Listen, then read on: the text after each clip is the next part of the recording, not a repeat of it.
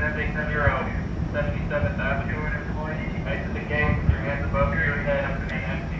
folks, Derrick Soo, 2022 Oakland mayoral candidate.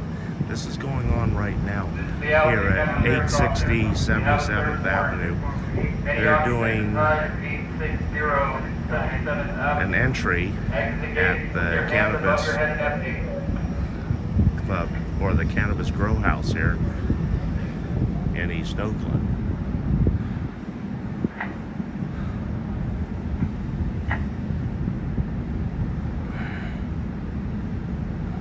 This is the Alameda County Sheriff's Office.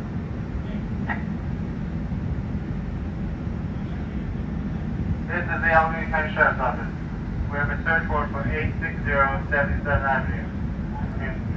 Looks like these guys mean business. They got come out with your hands up and weapons out, armored vehicles.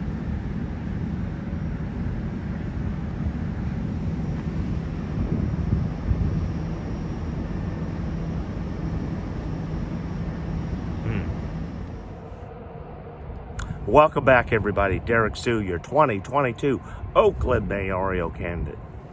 That opening clip that we just saw was right here. That was September 29th at 1:38 p.m. in the afternoon. And a lot of folks are asking, well, what does your experience and your career in counterterrorism have to do with local crime?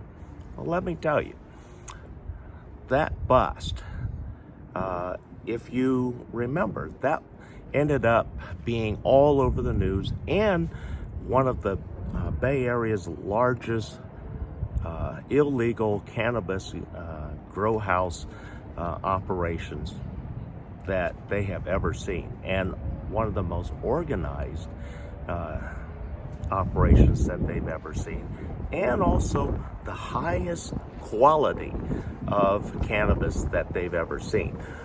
But here's the problem. That business, that illegal cannabis business, was taking in $190 million every month. That's just from this location. And at the time that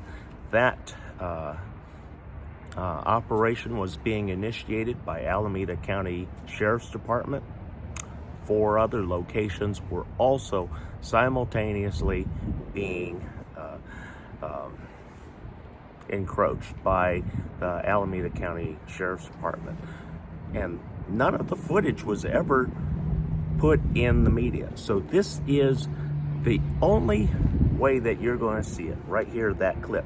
I have all the video on that because I was, if you had listened to the news report, and the Alameda County Sheriff's Department said that there was a CI that assisted them in this operation and in the investigation.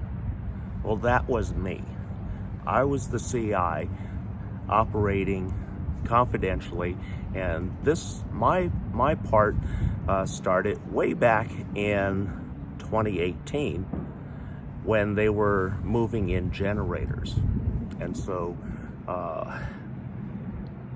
we now have a footprint and what to look for future illegal operations, because we know that in order to operate one the generators, that there were 10 generators that were operating, and these weren't little generators. These were industrial, commercial, diesel operated generators, and the amount of fuel and emissions that they put into the neighborhood was incredible.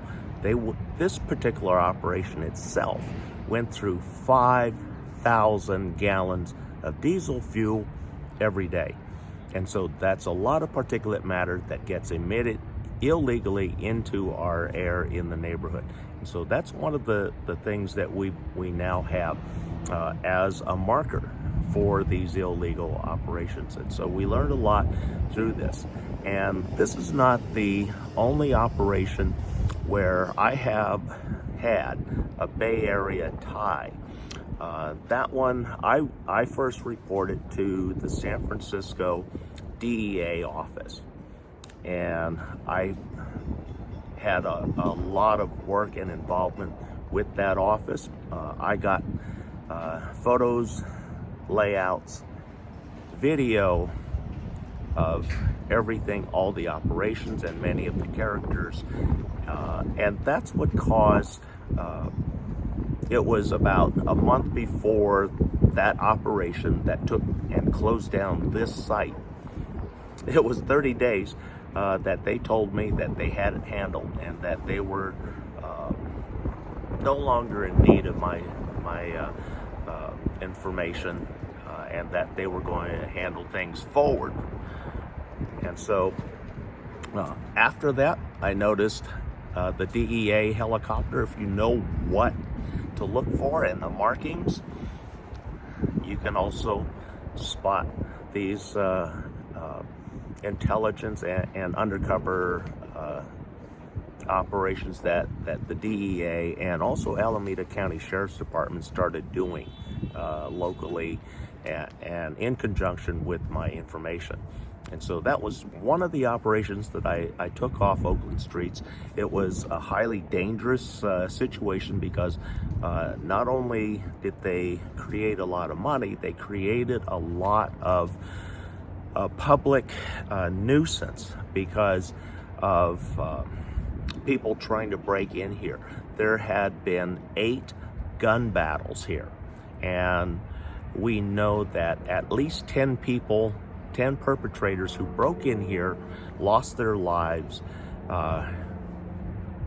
with weapons, because everybody, all the guards that were here and the personnel behind the fence at that time were all armed, and they shot people who came inside the property. And it was actually legal because, number one, they made forcible entry, usually by cutting a hole in the building, making entry with guns and weapons, and then the shootout begins. And then once the shootout ends, this place has been covered with police officers, and I know a lot of the officers that were doing these operations here in Oakland. And so that was just one example of my work to help the community and my stance on tough on crime. I am tough on crime because I know about criminals, I know how they act, I know the characteristics because of my 20 years of experience in counterterrorism. And then a lot of you have been asking, well, what counterterrorism organization were you with? Well, I was with what was still a highly classified operation and an organization called JSOC, Joint Special Operations Command. And that's where I worked, or I was associated and I was contracted and did my duties for nearly 20 years before forcibly being retired at a certain position in the DOD and with high-level government. And one of my last Bay Area contracts that I was involved with, and we closed out in 2005. If you remember, back in the 2000s, there was a lot of prostitution, a lot of human trafficking, and it involved Craigslist. Well, I was on one of those human trafficking assignments that started overseas because I was in charge of a region of danger here in the world. And from that region, we traced people, women and young girls being trafficked out of overseas from Asia and forcibly coming here and working in the sex trades. And some of them were physically harmed or killed if they didn't do what they were supposed to do. And so it was a 3-year undercover operations. I was referred to as an agency ghost. I was actually inside that operation getting the intel. I had infiltrated the organization. I had trust, just like with here. I had trust. I had built that up, and I had portrayed myself much the way that I do today. But the missing element that many of them didn't know was that I worked counterterrorism, and a lot of the criminals don't understand what counterterrorism work involves, and so that's what gives me a leg up on everything. I have immediate trust because of my past government work. I carry myself in a very open manner. I'm very transparent, so even the criminals become very quickly comfortable with me.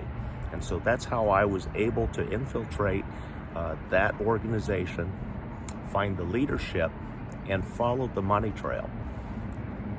We got video, everything of that, and we were able to shut down that Bay Area operation.